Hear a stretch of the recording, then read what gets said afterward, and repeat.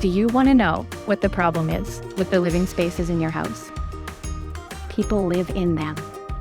You can't keep your house tidy all the time because people keep living in your living spaces. I used to think there was a problem with me or my organization strategies because I couldn't keep my house tidy all the time. I would look at containers and minimizing toys and reducing my inventory. And that all is fine and good. But I think I was expecting that if I just found the right thing, the right philosophy, the right container, then things would stay tidy. And it didn't, and it won't.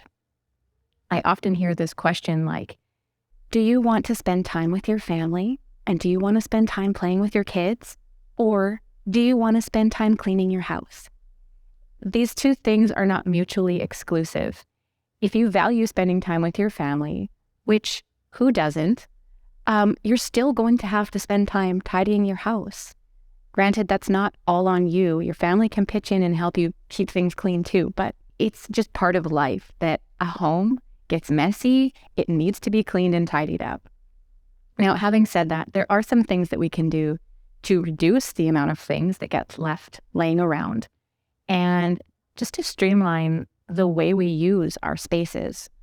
Now, I'm in my living room today and it needs to be cleaned up. And every now and then I like to just thoughtfully consider the rooms in my house and just go, okay, what is this room for? What is its purpose? What do we do in this room? And what do we want to do in this room? Because sometimes those two things are conflicting with one another. The things we want to do in a space aren't possible because there's other things happening there. There's stuff in the way that gets in the way of us doing the things we want to do in that space. And so it's really good to just look at it from maybe with outsider eyes, if you can just take your personal attachment away from the things in your room and just look at it honestly and ask yourself, is there stuff in here that's stopping me from using this space the way I want it to be used? And then at the very end of that, I will ask myself if there's anything that I could add to the space to make it more conducive to the purpose that I see for that room.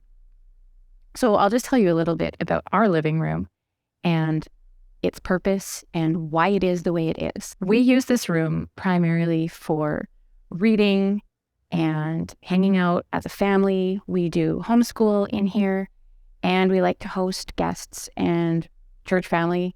So the furniture is very easy to move around depending on what we want to do in here. We can squeeze all of this in tight like a sectional sofa with a chaise, or we can pull the chairs off and spread them around throughout the room. We can, earlier today, the chairs were turned with their backs toward each other and there was a blanket spread out over the top and there was a cute little blanket fort underneath. So it's really easy to move and it's very versatile with the way that we can use this furniture. Another thing that is missing from our room is end tables. So we don't have end tables at either end of our couch or beside a chair or anything. And that's on purpose.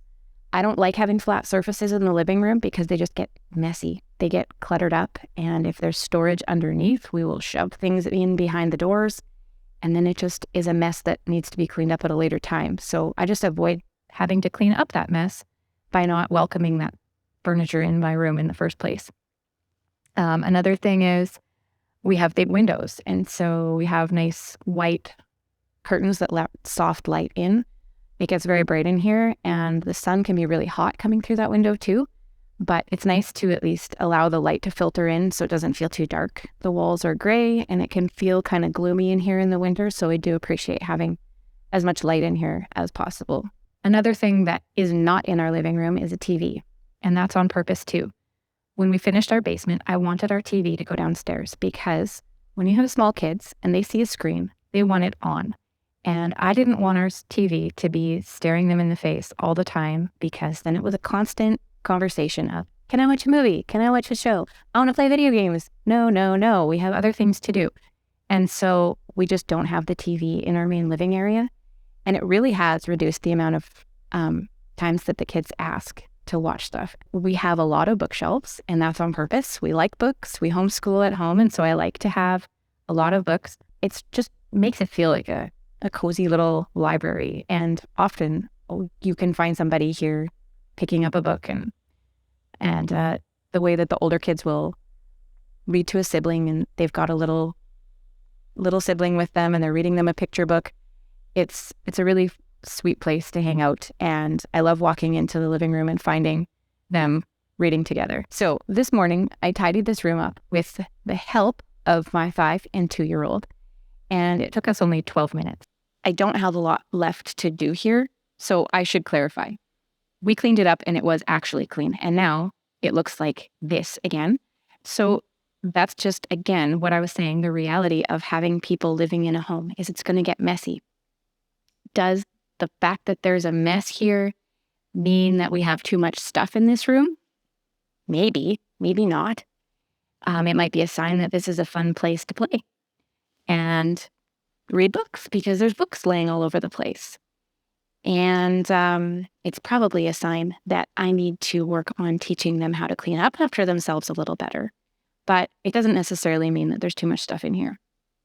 So I'm going to just tidy this all up again. And then my big thing that I need to work on today is just the bookshelves. They get a little bit messy because obviously they are a collection of flat surfaces and they get dirty over time. And so I just want to go through there, find any books that maybe aren't getting read, and put those in a donation box. And the biggest thing is our homeschooling cabinet is getting really messy. And so I want to go through that and get rid of anything that we don't need, just get it all tidied up and easier to access what we do actually use.